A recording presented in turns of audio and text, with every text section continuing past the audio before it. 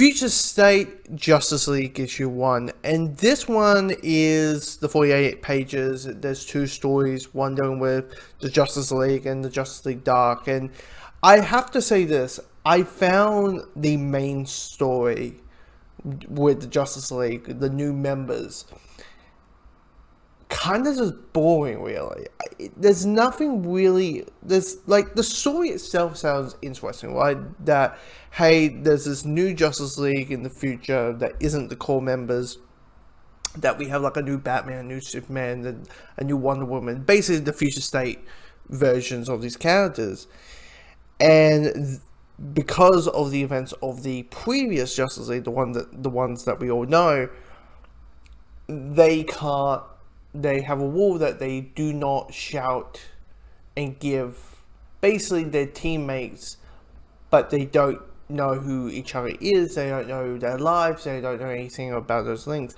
And I'm like, okay, that sounds really interesting, very well put together. And, you know, the villains are basically the Legion of Doom and trying to do the last big hurrah of the villains, right?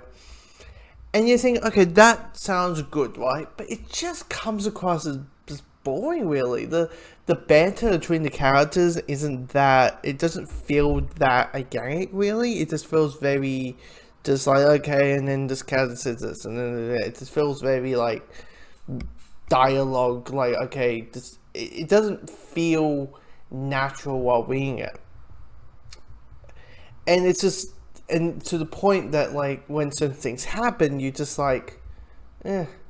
And the sad thing is, it's sad because there's several first time seeing these characters. You know, there's the first time, I haven't read the Green Lantern book yet, at this point. I have that, Aquaman hasn't come out, so we don't know the concept of, you know, this new Aqua woman, and all, who's the daughter of, Arthur and Mira. And that, it's just, whatever reason, it just didn't click with me. While, at the other end, and here's the thing, it might just because the Justice League is, for me, it's just like, you can change the members as much as you want, but for me, it's like, Bruce Wayne is Batman. It's like, if you're gonna have Batman, it needs to be Bruce Wayne. If it's gonna be Superman, it better be Clark Kent. If it's Wonder Woman, it better be Diana. I think I'm that guy when it comes, like, fine, I'll read them solely, but when it comes to Justice League, I want to see the OGs and seeing the kids or the people at next online of these heroes. I'm just not intrigued by it, really. But with the Justice League Dark aspect of things, that one got me interested. That story, I'm like, okay, Merlin, Trigon, trying to figure out what does the Justice League Dark look like in the future or potential future. And it's, you know, if you're going to do the last ever or the last big hurrah of the last big hurrah of the Justice League Dark, you do the whole end of the world, everything's, you know, magic is hunting down and Merlin, and there's Merlin and stuff, and there's a bit of iffy on Trigon. It's enough to give you that. With Justice League Dark, it gives you enough information to tell you, okay, this is what has happened, this is what happened, this is what happens with the characters, and without kind of making you feel lost or just overthrown, which, let's be honest, Superman Metropolis that came out last week was very, like, okay, Superman's jumping, okay, we have 20 pages to, you know, give you enough information, and it just came off very inconsistent, while in this, it kind of felt very fluid, it felt organic. It's pretty much all the complaints I have with the main Justice League story in this issue are the opposite that I have with the Justice League Dark, and it is one of those things where you're like, damn it. Even though I want Constantine to be a little bit more British. I just, like, he says a couple of things, and I'm like, come on, make him say mate. Come on, make him say mate and all that. But he just calls everyone like a what's that, geezer? Not a geezer, but like Slayer or some type of way. I'm like, that's it? But anyway. But yeah, half disappoints. Future State Teen Titans. Now this one is, I found it to be good. I didn't believe it was great or the greatest thing since, I don't know, Jewish Contract or whatever you want to insert Titans stories in there. I found it to be good. And mainly because, like, how they set up the groundwork in this is handled really well and really fascinating, really, like, okay. Like, anytime you deal with, most of the Titans are dead, you always are like, okay, what happened? Like, what happened? What is this big thing? And I was, like, on the edge to see it. I was, like, reading and really intrigued at how things were going. And out through the story, out through this issue, they kind of do the whole thing of, this is what the Titans were, and this is what they are now. And it's handled at the beginning pretty well, and then at the end, I kind of felt it was kind of, how to put, kind of like making things a bit jumbled. Because at the end, I went like the last probably 2 to 3 pages, they're trying to have this massive, what the fuck, like a big WTF moment. But actually, in reality, it came across as like, wait, what's this? What's that? I mean, because the big thing is, Red X is in this, who's like a villain from the Teen Titans anime show, right? He's barely in it. He or she is barely in it. Me, who did watch the show, I'm like, oh, what's the big deal? I found this character not really that special, and he just shows up to do the whole thing of, I am from the future, I must warn you. Well, after the previous scene was Raven doing, let's get, and I was like, wait, what? But this was, but they're wearing that clothing and all that, so it kind of does get a bit confusing a little bit at the end of what's happening, but most of it, I was enjoying it, and the bickering between the members of the Titans, and understand, like, hey, they were the versions of the characters that you remember, but they are, this event has changed, that the relationship between Starfire and Dick Grayson is completely, at least tempered with the concept of this, like, clearly she's doing the whole thing, it's all your fault, Dick. That it's all your fault, Nightwing. Because she does the whole thing of calling him Nightwing, and he's like, what's with this Nightwing thing? What's with this Nightwing? Like, you keep calling me Dick or Richard or something, or Grayson. What's with this? But, yeah, I wasn't that well put. It's good. It's not great, but it's good. Future State, Robin Eternal, issue 1, and this one, I kind of had fun with it, really. I had absolutely a ball reading it. And this one's the Tim Drake book, which I know is going to be really joyful for a lot of people, just because when it comes to a lot of Robins, when people ask the question, what is your favorite Robin, it kind of falls into 2 categories. One is obviously the OG Dick Grayson, who, becomes Nightwing, but it's also Tim Drake. Occasionally you get a Damon Wayans, occasionally you get a Stephanie Brown, or occasionally you get a Jason Todd. But it's always between those two. So it's always like, there's going to be a good chunk of people really going to enjoy this book, just because it's, Tim Drake as Robin. And it's a fun book. I mean, it's a quick book. It's essentially about, there's a cargo ship filling with drugs that's also dealing with a side of thing that's making these law enforcement in Gotham more unstoppable, more hard to beat, more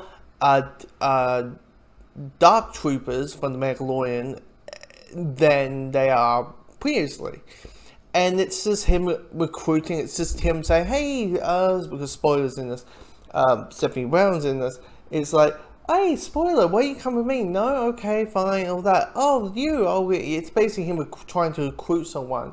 But you have enough information, you have enough action, you have enough everything to basically give you a really well done, really well put together, just a good like, it's one of those things, like, sometimes I feel that with Future State, definitely when it comes to the 48 issues thing, and when it's like a anthology series, is they cram so much into like 20-ish pages. They cram so much in to the point you're like, you have 2 issues. Why are you cramming all this crap in? You know, and this one feels very simple. It's kind of like Harley Quinn, where it's like a very simple plot, a very simple thing, and it just makes it work. It's kind of like, you only have 2 issues, and when you know that and make it simple, it's fun. It doesn't feel all crammed in, and yeah, I had a ball with this one. Future State, Kara Zor-El, Superwoman, and this one is fantastic. It's absolutely fantastic. First thing first, one of the criticisms I have with this is, even though it's a fantastic book, the big criticism I have is that Crypto is dead. She is talking to the grave. Crypto's grave. And I'm like, you don't kill off Crypto. That's just like, that should be a DZ law book and say, okay, you don't do this, and you do not kill off Crypto. And that's for me, who's not a dog person, who has a phobia over dogs. So, and every time Crypto, I'm like, Crypto, and now he's dead, and I'm like, fuck you, book. I won't lie.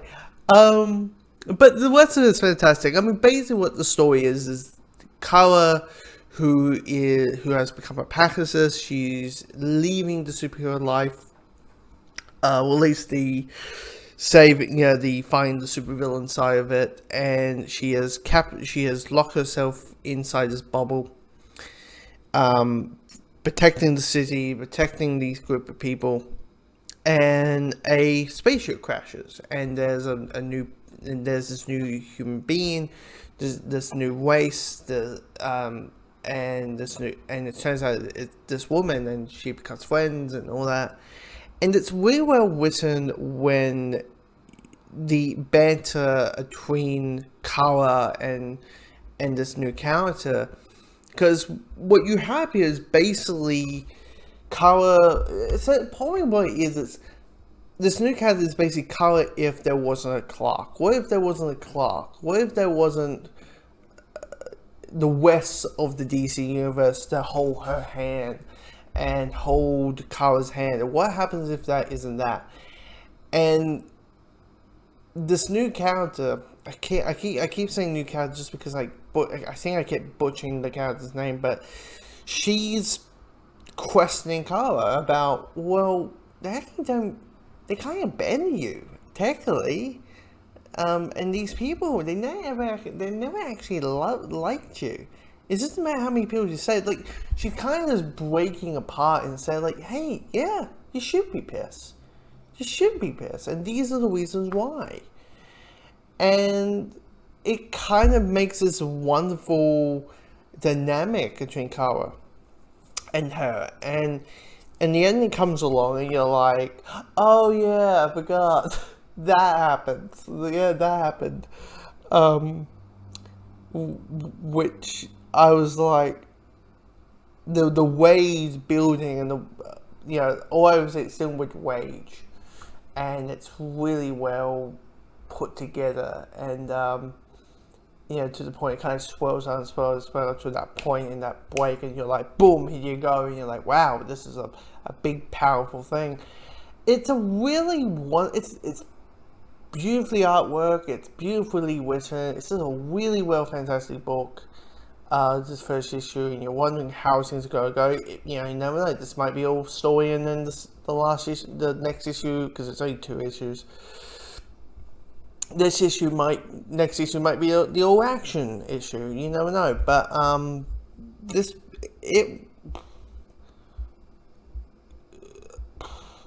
just wonderful. It's a really well done, put together book. Future State, Superman, Wonder Woman, issue 1, and this one I went like I enjoyed it. I enjoyed reading it.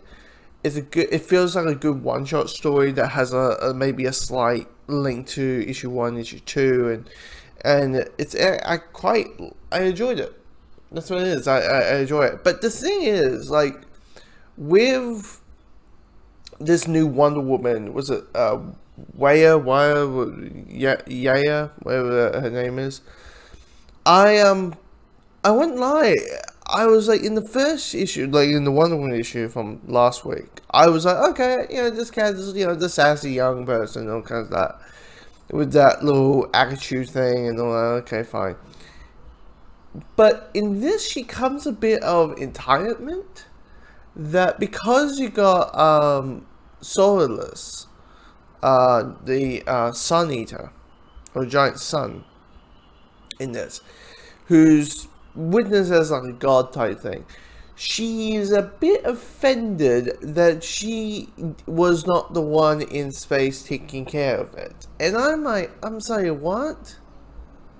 I'm sorry, what? Fuck you, I'm not gonna join the Justice League. You have taken care of this, John. And I'm like, oh, sorry. Last I checked, you can't go to space. Well, he can. There's a level of time. It's like, yes, you're Wonder Woman. Yes, you're an Amazon. Yes, you're part of Greek mythology and dealing with gods and all that kind of stuff. But you don't have to fight all of them.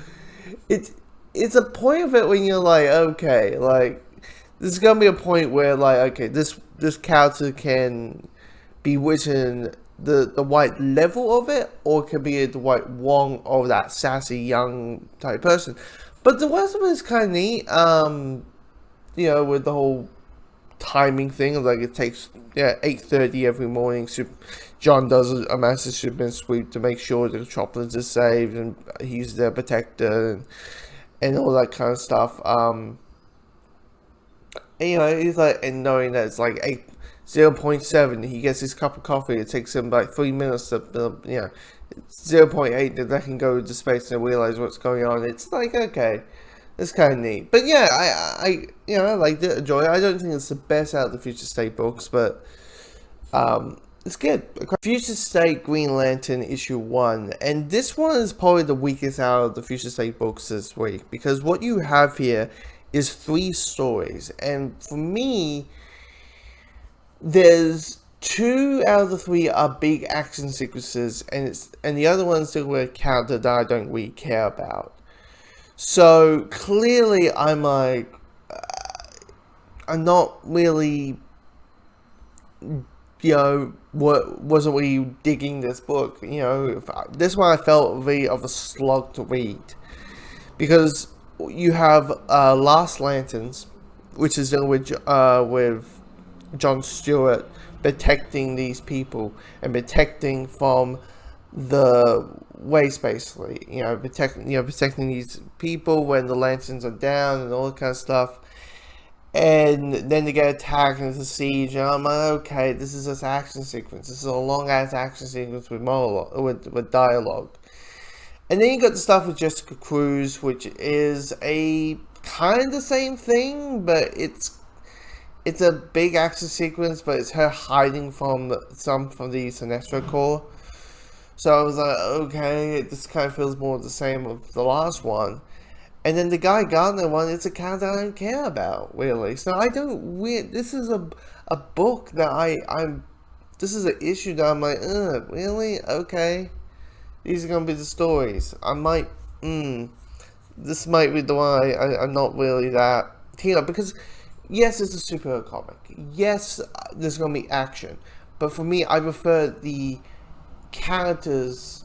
Let's have some deep memory character moments before we go to the punching, before we come to the action.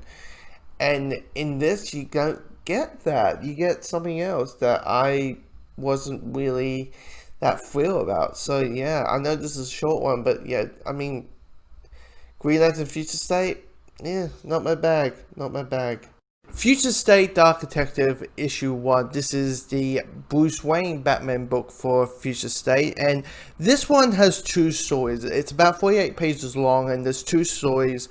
in this. You got the main one doing with Bruce, but also you got one doing with Grifter, and I will say that both of them are really well done. This is probably, out of this week, for week 2 of Future State, this is probably the best out of the bunch.